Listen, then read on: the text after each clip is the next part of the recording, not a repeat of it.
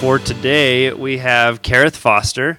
She is an author, humorist, and speaker, motivational speaker. I'm really excited to hear from her. I need to talk to her, especially afterwards. She's been a part of a Fortune 500 company human resource executive, so that's what I'm planning on going into. Super exciting. So without further ado, here's Karith Foster. Thank you very, very much. I'm so thrilled to be here, and I appreciate you all having me. This is a real treat. This is my second time getting to speak to a group of you, actually third if you count breakfast this morning. And you know, part of me feels like, especially with the organization who's responsible for bringing me in, some of this may be preaching to the choir. So do forgive if this is a message you've heard, but hopefully I will give you some takeaways on how to address these things with other people. So I am also the founder of a nonprofit called the Foster Russell Family Foundation, which actually we're going to be changing our name soon to FRAME, which stands for the Foster Russell Alliance for Meaningful Expression, because that's at the heart of what we are doing, framing the conversation, because we are all about promoting the ideals of free speech, inclusion, and social change, especially on college and university campuses. And I really feel like that logo should be my third ultrasound, because I have it's like my baby. It's like a new baby for me. So one of the first programs that was part of the nonprofit's initiative is a program called Stereotype 101. And the catalyst for that was creating a new way to have a conversation about diversity and inclusion. I, for one, believe that the word diversity has been hijacked. I think we all know that diversity is a good thing. We know having a diverse portfolio is a good thing. Having a diverse environment means you're getting new ideas and opinions and thoughts from a variety of people with different experiences. Yet, for some reason, when we talk about having diversity at a university or a workplace, we kind of put the blinders on because of how it's been done for so long. While I believe it's been well-intentioned, I think we've caused more division and polarization. And my approach is actually, I coined the term inversity, right? Which is still acknowledging and respecting our differences, but shifting the focus from what separates us to what we have in common, being inclusive and being introspective, understanding your value, your worth, your connection to humanity. Now, what I found was that when I would go to campuses to have these conversations, which are sometimes uncomfortable, people were afraid to talk. People were afraid to share, whether they were coming from the side of not wanting to seem like they were complaining about something, or they didn't know what to say because they were afraid of saying the wrong thing and triggering someone. And it was really disheartening for me to see that this level of communication had been shut down, especially such an important topic, because if we don't talk about things, we don't move forward. We stay in the same place. We're stagnant. You know what happens when you're stagnant, right? Mold and all that other stuff grows. And nobody wants that, especially if you have allergies. So, Greg Lukianoff, I don't know if you've heard of him. He is an amazing human being and co-author of the book, The Coddling of the American Mind with Jonathan Haidt. If you have not read it, I highly recommend it. But he has been quoted as saying that when freshmen begin college or university, around 40% of them feel comfortable expressing themselves and sharing their thoughts and opinions. But by the time they get to senior year, only about 10% of people feel like they can do that. There's something that's happening in the process of our time in higher education institutions that makes people feel like they can't be authentic, because there's been an environment created that, of sometimes social justice warriors and sometimes people who just don't know how to have conversations or don't know how to process or think, or let things marinate. And to me, that's tremendously upsetting, especially as a comedian who loves going to places and expressing ideas and sharing thoughts and opinions. So that's actually why I'm here, to talk about comedy and the importance of it and why it's so incredibly valuable, not just personally, but on a societal level. Comedians have shaped so much of what I believe is part of not just pop culture, but American culture and worldviews. And what I love about comics, and I now have been doing stand-up for 20 years. I started when I was 5. They are some of the smartest people I've ever met. And I'm not just saying that because I am one, but I'm talking about people who barely made it through the 8th grade to people who have law degrees from Harvard. The way that they see the world and the way they can express it is tremendously valuable. A comic can take something that's really, really simple and extrapolate on it, take it to a whole other level, right? Or take something incredibly complex and break it down so other people can see it. And comedy is an incredibly powerful tool in bringing people together to, like I said, have the uncomfortable conversations. Now, it's getting more and more difficult because some people say we are living in generation butthurt, right? Where I love what it says, where everyone is offended by everything, and if not, they try to be, right? It's almost like a contest, you know. How can I prove what a good person I am, right? By showing how wrong that comment was or how inappropriate something was. And sometimes things are inappropriate, but sometimes we jump the gun before actually processing what was really being said. And I'm of the belief that most comedy that is funny isn't angry. Because if it was angry, it wouldn't be funny. But most comedy is actually out to prove a point. Most comedy is about showing how absurd certain things are, like racism and sexism and all of those isms and phobias that we have about each other. How do we solve it? I don't know.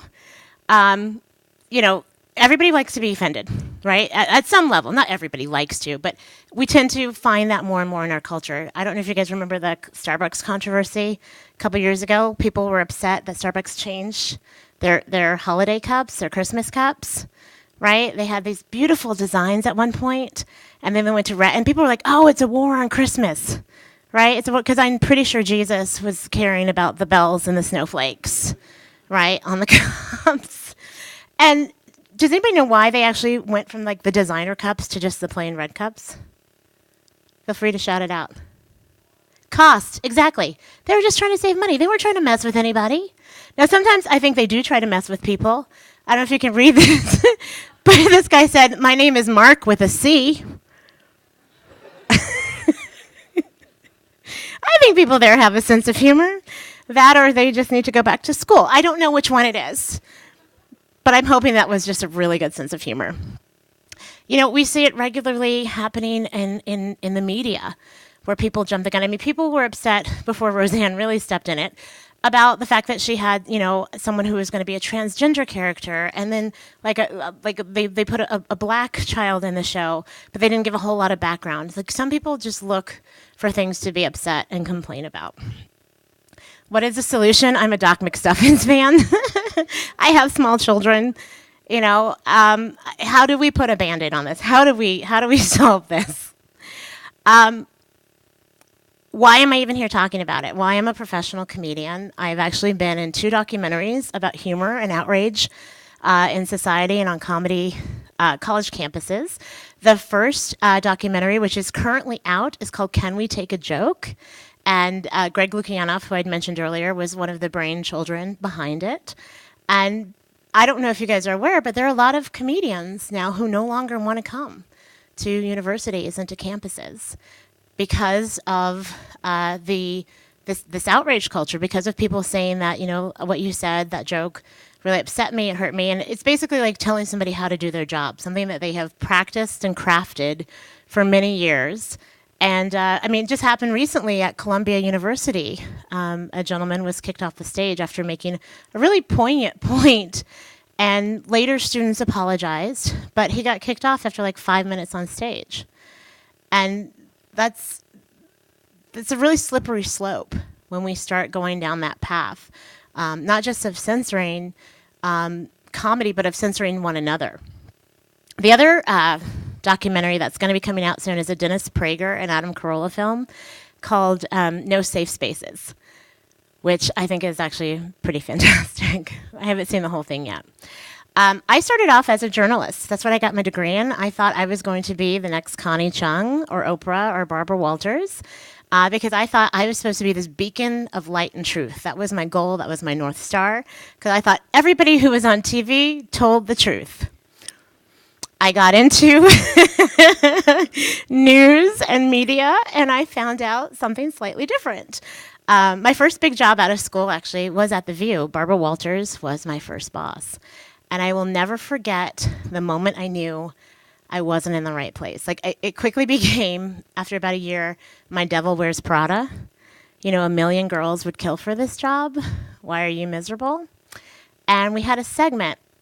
We were going to have a woman from the Sudan who was a model, who was promoting a book that she had about female genital mutilation, which is something that is actually happening across the world, still to this day. And the very next segment was how to achieve the best, basically, sexual pleasure you could have. And I thought, how completely inappropriate. I was the only one who raised my hand. And so I'm like, this isn't the right spot for me. This isn't where I'm supposed to be. But I found comedy, or rather, it found me. And I got my dream job, where I was going to be this beacon of light and truth. I don't know if you know who the gentleman in the cowboy hat is. His name is Don Imus, and he got in trouble about 10 years ago for calling the Rutgers women's basketball team nappy-headed hoes. Completely inappropriate thing to say on an unfortunately very slow news day. And not to defend what he said fully, but I understand. Like, I get it. As a comedian, your goal is to be funny as quickly as you possibly can. Your mind is racing, you're going. And he didn't think about what he said. He didn't even know what he said, to be honest. He doesn't have enough people in his circle to know how completely inappropriate those words were. So he was just trying to be like an old, hip, white dude, saying the completely wrong thing. And unfortunately, it backfired, and it backfired big time. And the real unfortunate part was that it took innocent people, you guys' age, and thrust them into a spotlight they didn't ask for. Like, these young women, their only goal was to be good students, to win the state championship for Rutgers, and be on their way. But unfortunately, they would go to away games, people would show up with signs, with derogatory comments, and it was really a horrific situation, which once he realized happened, he was very contrite. So when I got the call saying, hey, Karith, would you be interested in a radio TV opportunity? I was immediately like, yes. Like, by the way, it's with Don Imus. And I was like, oh, okay. And I had to really weigh, is this something that I can do? You know, how was I going to be seen? Was I going to be seen as a sellout? Was I going to be seen as somebody who was compromising my values to join forces with at the time, one of the most reviled men in the media? But after speaking with him and meeting with him and realizing that he really was very sorry, you know, he loves to push the envelope and push limits, as comics do, but the limit is children and young people. He would never do that intentionally. So I was like, yes, this is where I'm supposed to be. Plus, he said he wanted to have a national dialogue about race, which I was all on board for. Like, this was the job. This was where I was supposed to be. This was the beacon and light situation. Unfortunately, the good times only lasted about a year. He soon decided that he wanted me to be the voice that he couldn't be. And ultimately, at one point, said, listen, Karith, you're too nice, and you don't make enough fun of black people. And that was crushing, soul-crushing, because I was trying to do the best job I could be doing.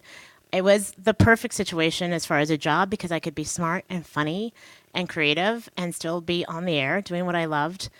But when I realized that I wasn't going to have that chance to do that anymore, I had to make the decision to stay or to leave. And that's when I knew that if I stayed, that was when the sellout factor was going to happen. Let's be a little funny for a little bit. I want to give you guys some comedy. I know I kind of alluded to it. I don't know if you realize this, but not trying to be one to state the obvious. I am black. Thank you. Thank you. Now, I share that because especially when I get on stage, right, and I'm a comedy club stage, people stare at me, right, like that hair, that behind, but that voice, nope, not so black. Here's the deal. I'm not what the media typically portrays as black. I'm more like Hillary from The Fresh Prince of Bel-Air black, right, or Lisa Turtle from Saved by the Bell black. I used to be able to call myself a Huxtable. But that doesn't work anymore. Thanks to Mr. Cosby. Yeah, no, I say that now, and people think my dad tried to roofie my Girl Scout troop. So that That doesn't go over well. Part of why I do sound this way is actually because I grew up in Plano, Texas. Have you heard of Plano, Texas? Oh, okay. Several of you. Are you from there? You like have a big smile on your face. Oh, fantastic. Okay, so you do know it. So you know that I'm not lying when I say Plano, well, at least the time I was growing up, had the ethnic diversity of a Klan rally. I'm so glad y'all laughed at that joke. I told that joke in Alabama, and they applauded. And I was frightened. But I should have known I was in trouble, because as soon as I walked into the place, the first thing I noticed was that the mullet to regular hair ratio was way out of proportion. That and I was the only brown thing in the place next to the deer butt they had hanging on the wall behind me. Now, I do not want to give Plano a bad rap, okay, because it really was a fantastic place to grow up. It just wasn't very diverse. My senior year of high school, there were 1,200 people in my graduating class. 12 of us were black. Okay, I was part of the 1% before there was a 1%. Okay, it was so bad. There were 7 girls and 5 guys, and to add insult to injury, 2 of the guys were interested in one another. So I had to import my prom date because I wanted a brown one. And while it was, definitely a different way to grow up, what I realized was that it really was more about awkward moments than like really bad moments. I kind of became like the honorary black representative from my melanin deficient friends. Thank you, smart people. So all of my friends, they would assume that I knew I could do all things black, right, like dance. So they'd gather around me at the school socials in the circle. You know the circle. Right, then they started the chanting. You know the chanting. Right, go Karith, it's your birthday. Go Karith, it's your birthday. I was like, no, it's not. But it is coming up. Thank you for saying something. Y'all, I lost 18 black points that day. And trust me, those are way harder to make up than cool points. Oh my gosh, even my mother got in on it. My mother is a trip. My mother, my senior year, right? Back to that, my senior year of high school, I actually starred in an all-white production of the play A Raisin in the Sun. No joke, right? 2 guesses on who the raisin was, right? So my mom thought she was being cute, and she's like, oh, well, you're probably going to end up marrying a white guy and bringing him zebra grandbabies. Because apparently my mother and Peter Griffin, share a brain cell. I was like, okay, first of all, that's technically impossible. Right? A, we have yet to see little striped biracial children running around town. Secondly, black people aren't black. We're brown, right? And white people aren't white. Well, maybe in Connecticut. But y'all are peach, right? Which, as far as I'm concerned, are complementary colors. So my theory was always this, even if I did marry a white guy, I'm brown, he's peach, our kids will be beige, which goes with everything. I have 2 sides to my family. I don't know if y'all have this. We have 2 distinct sides of our family. Half of us really were straight off the Cosby Show, very suburban. The other half is the cast from the movie Pootie Tang. Right? Do some of y'all have this? Some of you have the white trash side of your family. Everybody does. It's really okay. I'm not judging. I live in the no judgment zone. But I had a cousin from that side of the family get married and have a baby. And she named this child Dajanera. Exactly. Someone asked me what that meant. I was like, what does it mean? She made it up. Then I was like, no, I'll tell you what it means. Apparently, Dajanera is African American for I never want my child to have a job in corporate America.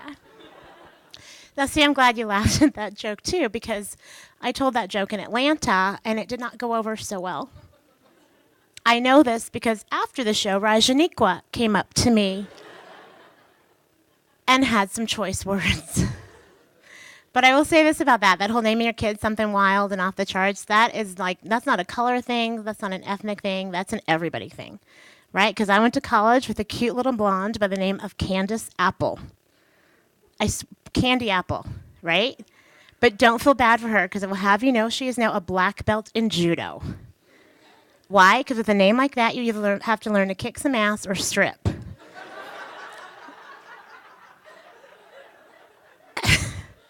Because those are your options when you're Candy Apple and your younger brother is Adam.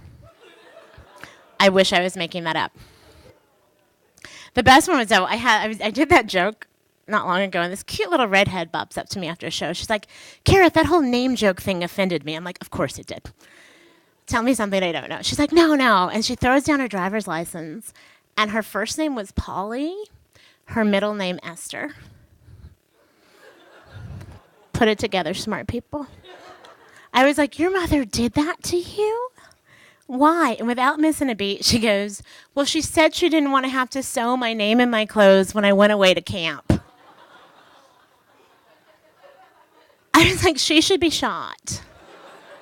A, for naming you polyester, right? B, for sending out to the wilderness and stuff that doesn't breathe. Like, that's just criminal. Just criminal. Oh, I have dealt with so many things in my life. But so many things that, like, made me more resilient. You know, I think one of them has also been, like, going up and down in my weight. Like, I'm very comfortable with who I am as I am now. It took, you know, a couple years to get there. I hope you guys get there before I do, because your body is your temple, and it's amazing, and you should honor it, and take care of it. But I was always trying to be like the perfect size, right? And first of all, I don't think there really is such a thing, but I still tried, and I did like really dumb stuff to try to get there. I did something once called the Master Cleanse. Have you heard of this? Beyonce did it years ago to get ready for a movie role. She lost like 18 pounds in 4 hours. Like, that's how serious it is. This is what you do. You take some water, squeeze in some lemon juice, add organic grade B maple syrup. Then you add a dash of cayenne pepper, and you drink it till your mum burns, which is apparently how you know it's working properly. I will say this about that. I did not know it was humanly possible to go number 3. I was wrong. See, it's comedy and education, right? The smartest thing I ever did was the hardest thing I ever did. And that was 90 days once of no sugar, no dairy, no gluten, no wheat, no alcohol. Right? Don't applaud that. Applaud the fact that I didn't snap and randomly kill someone. Have you ever detoxed from sugar? Anybody here? It's hard, right? You get headaches. I hallucinated. I was at the mall. These two little white kids with frizzy hair walked by. I was like, ooh, cotton candy. See, I'm glad you're amused. Security was not. Moving right along. I just wanted to prove to you that I wasn't joking about growing up in Plano. This was actually from my last year of school in Colorado, which is where I was born. Can anybody find me? Shout it out if you see me. Bottom. Oh, you're good. You're good. Nobody else can do. I'm in the stripes with the. It looks exactly like me. I just have longer hair and wider hips. Like, that's me, right? And then we moved to Texas. Okay, you have a 50-50 shot at this point. It's going to get more difficult, people. It's like, where's Waldo? Like, honestly. There you go. And then, I played soccer. Where did I go? I just blend into the... And this continued my entire, like, education career, even freshman year of college. I was the only black person in my dorm, and that was my normal. That's what I was used to. And that, of course, became a big part of my comedy, because that's, where comedy comes from sometimes. It comes from the uncomfortable. It comes from, the unique. It comes from the obstacles. And that's why it's also important to have in our lives. Now, I don't know if my mother was psychic or not, but I ended up meeting this guy. And he's not just white, he's super white. He's from Australia. And then we did this. Aww. And then we made these people.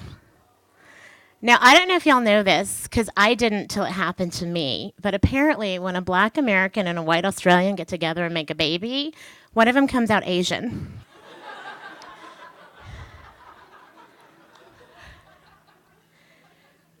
This is my child. There was no mix-up in the hospital. I actually had her at home on purpose. Some people are like, what? Yeah, it was on purpose. I meant to do that. And these are my girls, right? Now, that's kind of an older picture. They're like, Mom, you got to update it. So this is a more recent picture. But they are a big part of why I do this. Because not only do I want them growing up in a world where we can communicate very well. I want them growing up in a world where people, don't ask like, what are you, but who are you? And they can have conversations and they can have discussions and they're allowed to express themselves and their opinions and their thoughts without worrying about someone jumping down their throat or saying you can't say that. Like we were just talking earlier about if you don't like something, then don't, don't involve yourself. But that doesn't mean like it has to be shut down just because it offends your sensibilities. We have to be better and stronger than that and honor and respect one another's ideas and thoughts. I had a lot of stuff to deal with as a kid, obviously. Being in the minority, being a person of color. I actually was severely asthmatic and allergic. I was on a lot of medications. I was on steroids like nobody's business, not the good baseball kind, like the kind that makes you look like you're a sumo wrestler kind. I dealt with all of these things that could have been, if I let them take a stronghold of me, from depression to self-esteem issues. But what got me through it was humor and comedy. And there is a catharsis to finding humor. Like, there's a reason that so many sitcom episodes have funeral episodes, right? Obviously, death is no laughing matter. It's painful. It hurts. But I think it's finding the humor that shows our resilience to get through even stuff like death. It's powerful.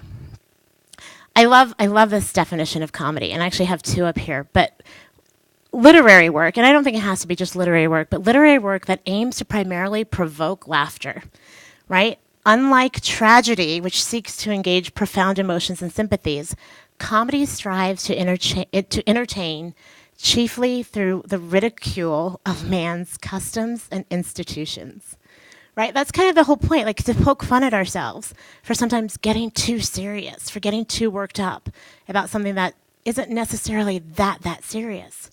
This is my other favorite definition of comedy from Wikipedia.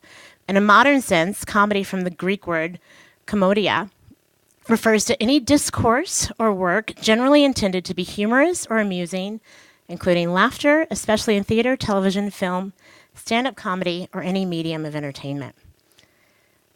Comedy is not new. This has been around for a long time. Now, they can trace it officially back to, Greece and Macedonia. Now, I personally think if they went even further and went a little bit down south to Africa, I think they'd find some, even humor there, because I know too many funny black people.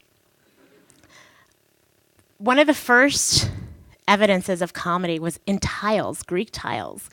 And it showed plays that people had written where they started to use humor to basically expose the hypocrisies of society. And it's had this amazing evolution. Shakespeare was actually a comedian. Do you know that Romeo and Juliet is actually a comedy? Most people think it's supposed to be this romantic story. And while that is the through line of this romance, of this love story, it's actually a comedy. Most people don't know that. And Shakespeare, he was a genius, whether it was completely him or other people writing. But that was the only time that you could really speak out about the king and the powers that be without being beheaded for treason. It was only through comedy. That's what the court jesters could do. And I think that's what a lot of people do in today's day and age, when we see the satirical comedy shows on TV. Now, there have been some dark times to comedy. Some of the first recorded or official stand-up shows were people who did blackface. And unfortunately, we're still seeing that. In Virginia right now, that's a bit of an issue. People thought they were being funny. They didn't know that it was totally inappropriate. And then it became modern day comedy. This woman up here, I apologize for that picture. It got cut off a little bit. That's Moms Mabley. Moms Mabley. And she was one of the first women to get on national TV as a comedian. She was actually an out lesbian. Talk about being in the forefront and being this really authentic individual. The best thing about comedy, what I love, is that I jokingly call us the island of misfit toys. And the only way you don't fit in is if you're not funny. Now, there are legends that I think we owe a lot to, like Lenny Bruce and Dick Gregory. There are people who actually put their lives on the line to express themselves. Lenny Bruce, actually, I feel like it cost him his life. I really encourage you to watch the movie Can We Take a Joke? Because Lenny Bruce would get arrested for saying things that other people didn't agree with. And they'd arrest him at midnight at a club in New York City, where everybody there paid to actually see him and hear him express his thoughts and what was on his mind. And because it offended other people, they got arrested. And because of him, laws changed. But it ultimately cost him his life because of the stress and the strain. It was just too much. And he died at a relatively young age. But he's one of the pioneers. He's one of like the grandfathers of comedy that people look up to. There are different types of comedy, from improv to plays. Now we have podcasts. Of course, we have stand-up shows, and there's different types of styles of comedy. From cerebral to physical. We see sketch shows. We see improv. Some people are blue, which means really dirty. Some people are satirical. Some people are very clean. So one of the things we have to ask ourselves is why is comedy even that important? Like, why should we even care about having comedy in our lives? Well, there are multiple reasons. It's universal. It connects us. It is this incredible tool for bringing people together to be in a neutral space, not on the offense, not on the defense, especially when we have to have the uncomfortable conversations. It promotes laughter, which is healing and it's cathartic. And it pushes the boundaries, which I think is also important for society, for growth, for progression. Now, what is the best and worst thing about comedy? Anybody want to shout anything out, an idea they may have? I saw a hand back there, no? Yes. Yeah, laughter. It's because it literally changes your body, right? On a physical and emotional level, yes.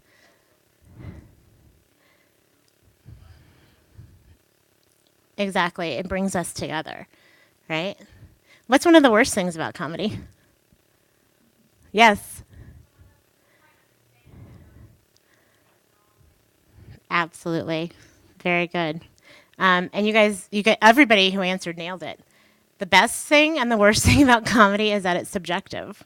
Which, to me, I wonder, how is it possible to even have a comedy contest when there's really, you can't, I don't know what scale you judge it on, because everybody has their own opinion.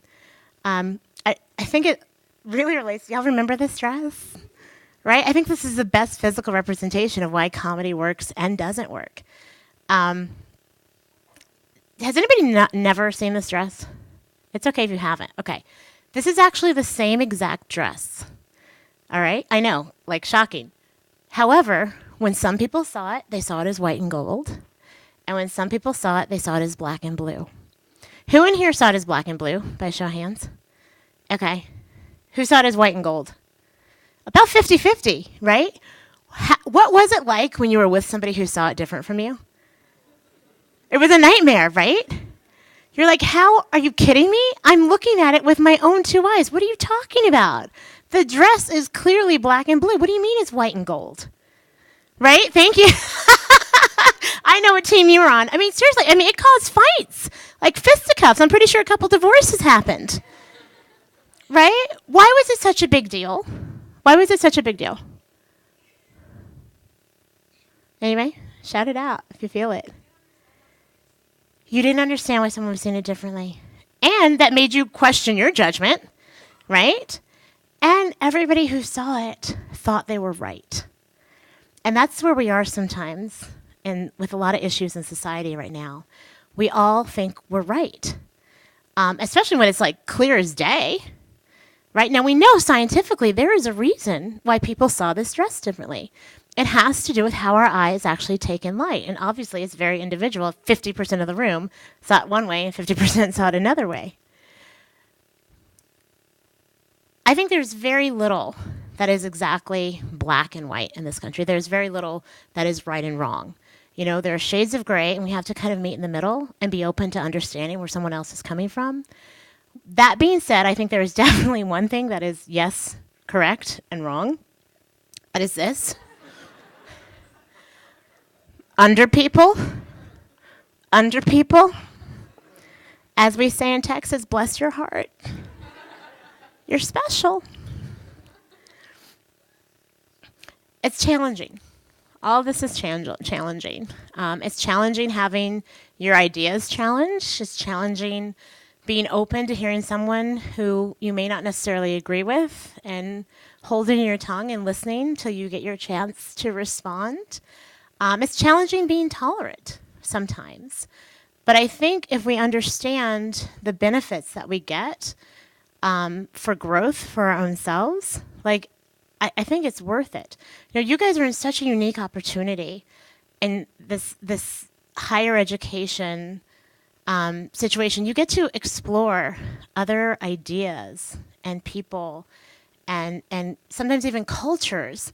And like this is the time to do that. College is where you're supposed to broaden your horizons and learn about other things. Because you may not get that opportunity once you leave. You may not get to choose who you associate with when you go to your job unless you start your own company.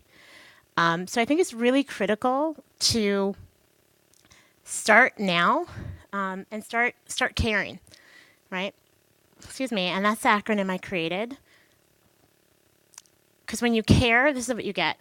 You get communication, you get acceptance, you get respect, and you get engagement. And who doesn't want to have that in their life? Who doesn't want to have that with their classmates, with their families, with their peers, with their, the people they work with? And who doesn't want to have that in society? Like that's in my world, that's what makes the world go round. So it's like a muscle we have to exercise. Like I said, sometimes it can be challenging, but I think it's absolutely possible and worth it. And I think most of all, retaining your sense of humor, retaining this idea that being able to laugh at something is being able to get through something. So I would love to open the floor up for questions to talk about whatever it is that you want to ask me, quite honestly. We've got microphones floating around. Yes, I see one right there. That was just someone putting on their coat. Yes, sir, back there. So I guess I'm just wondering what advice you give to college students when you talk about Mm-hmm. how do they create a culture that allows those steps in the organization to go on?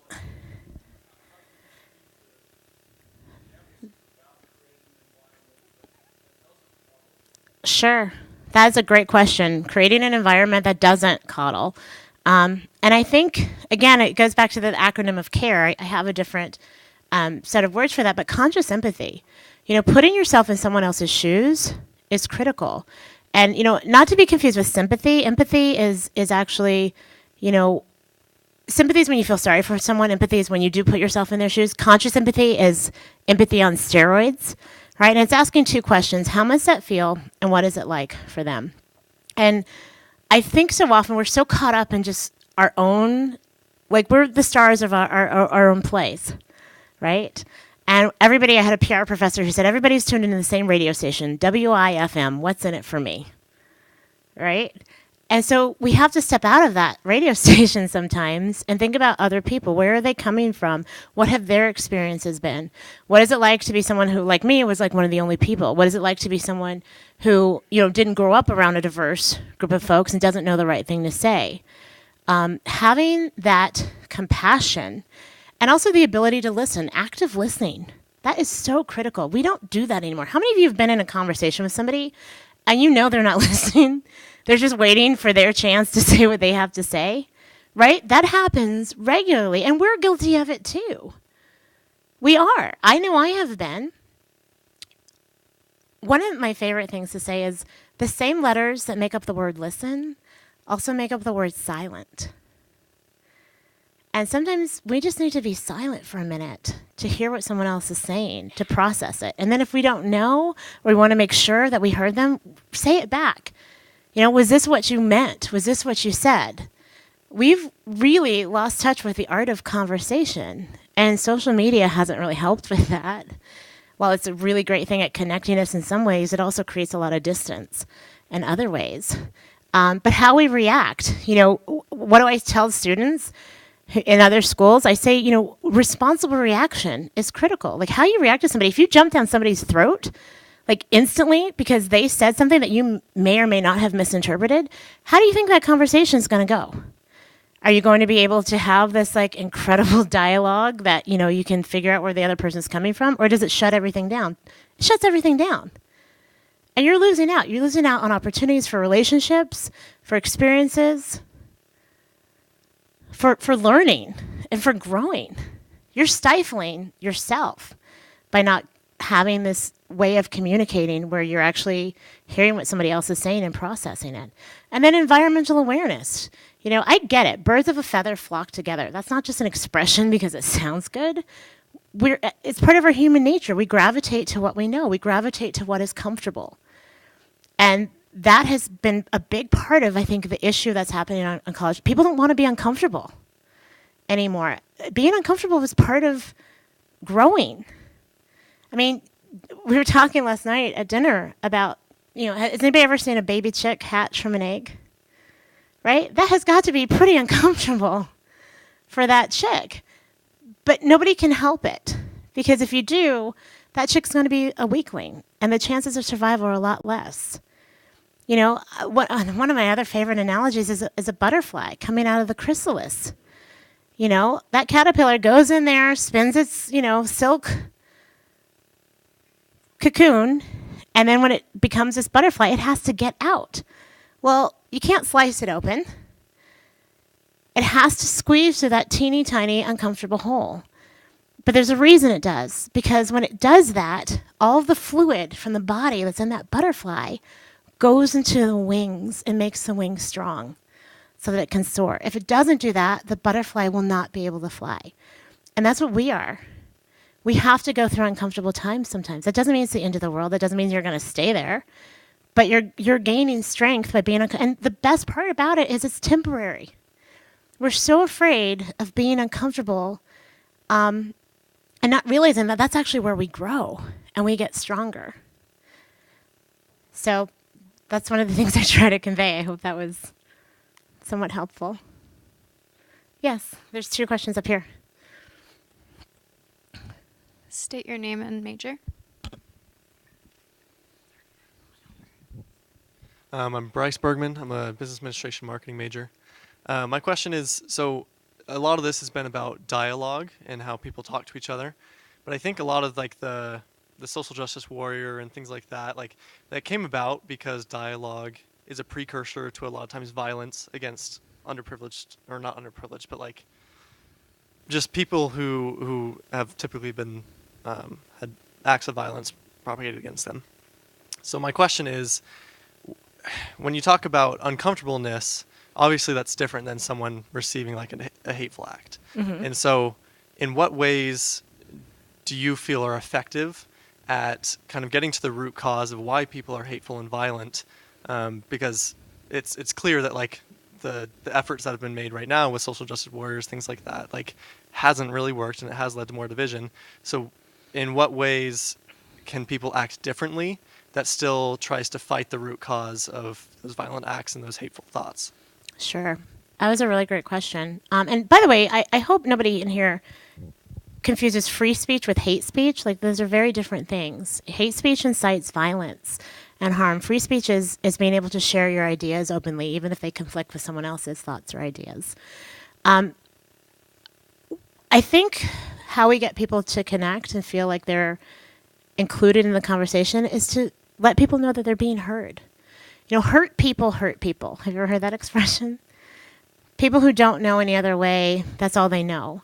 But when people feel like they're being heard, they're in a different place, even mentally. It neutralizes that urge to lash out sometimes. And like I said, we've kind of lost that path of being able to just hear each other without being able to say, well, I'm right because, you're wrong because. Sometimes there's not a right and a wrong. And I think creating an environment where people are connected to their humanity, that's a big part of what Stereotype 101 is about. It's not about saying, well, because you're a woman or you're a person of color, part of the LGBT community, you're a victim and you're in a marginalized group, or you're a straight white person, so you're evil and you're condemned. Like, who wants to be part of that conversation? Nobody. So let's cut all that out. Let's go down to the basics. We're human beings who are worthy of love, acceptance, and respect. And let's start from that platform first. And we haven't been doing that. Why? I do not know. Like, I can't be the first person who thought about this. But I'm trying, and I'm out there, literally pounding the pavement, going to school to try to get these uncomfortable conversations. And we still have to talk about this stuff. Like I said, if we don't talk about it, it doesn't change. But we have to be in a place where we can talk about it and not be scared to say something because we're afraid of what someone else is going to think. And give people permission to be human. We're fallible. We're not always going to say it and do the right things.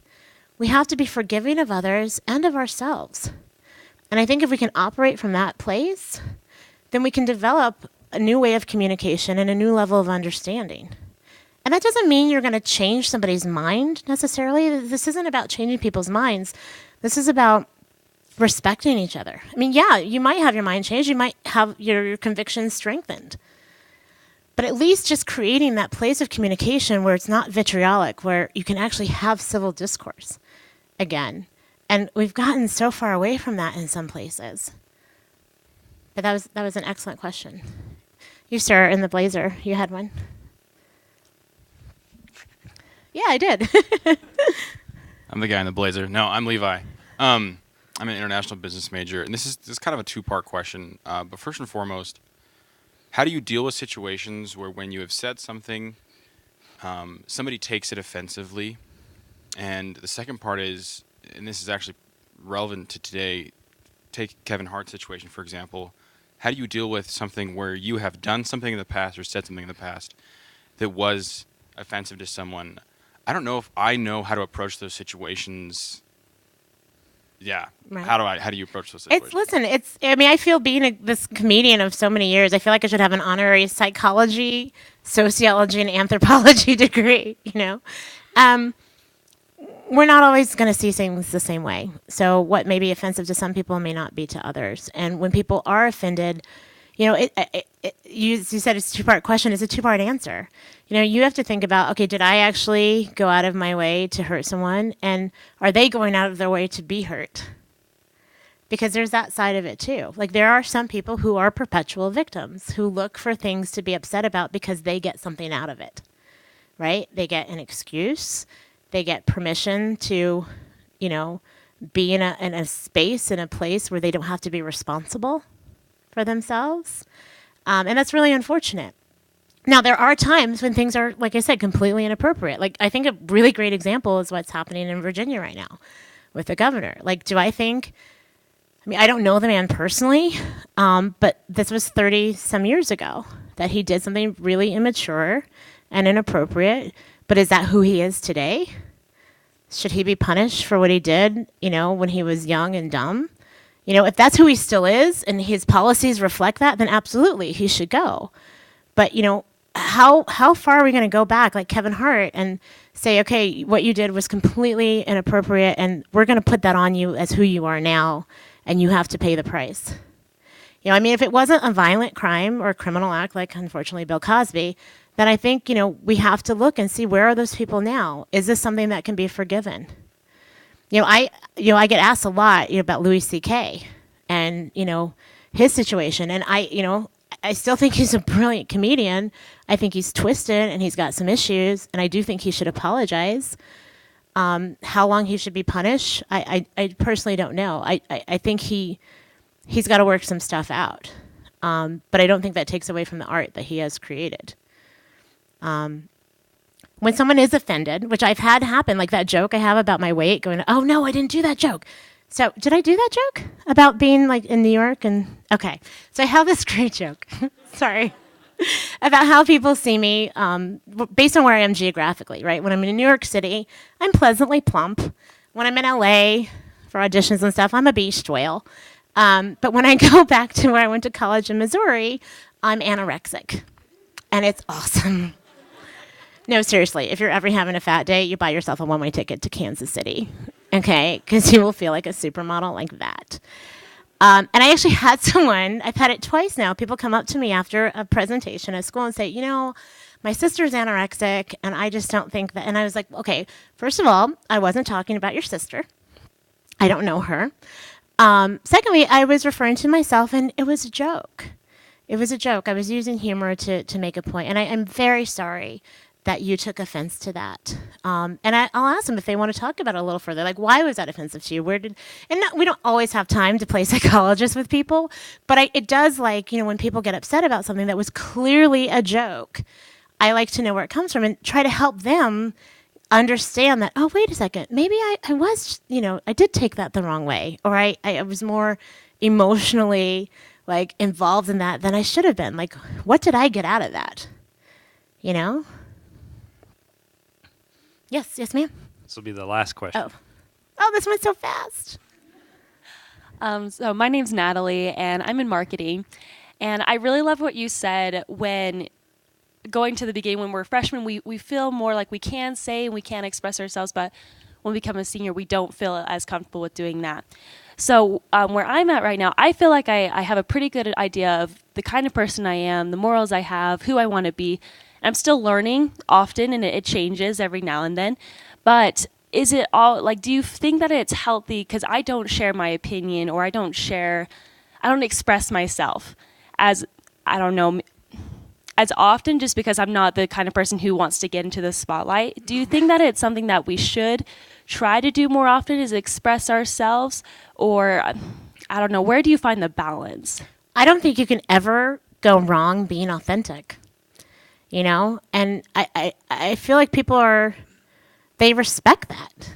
They respect the honesty. They respect you're saying, this is where I come from, this is how I feel. And if you're not trying to, push your ideas on somebody else, why is that wrong?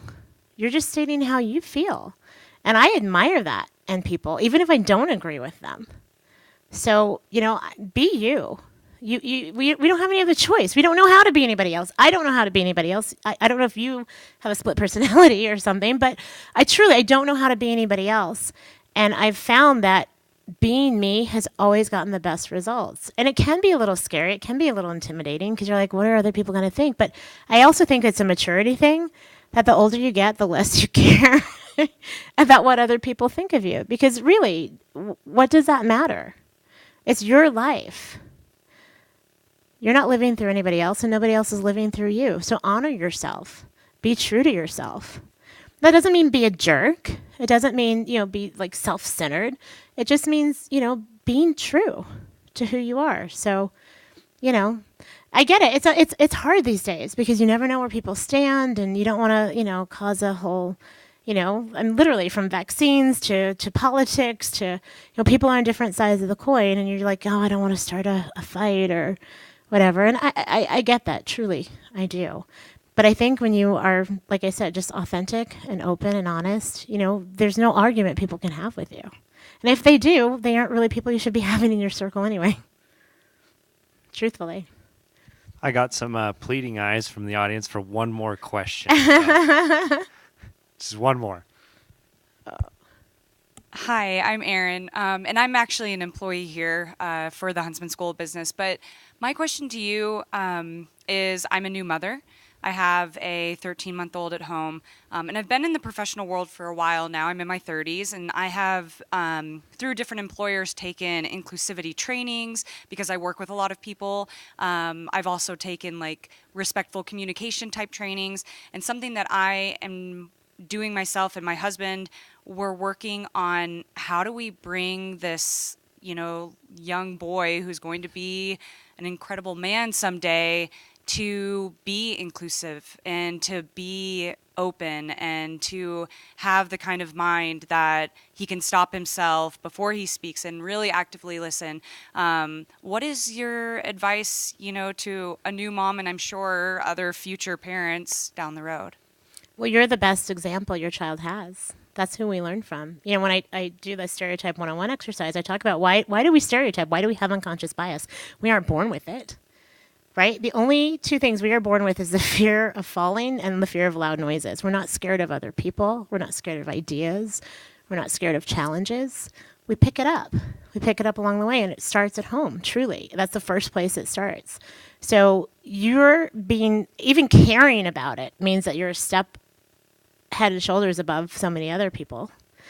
And you're going to lead by example. And yes, your child is his own person, and he's going to have his own personality, but you're going to give the frame for him to grow into.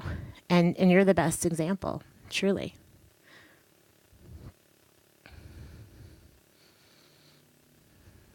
Let's give her a round of applause. Oh, thank you all.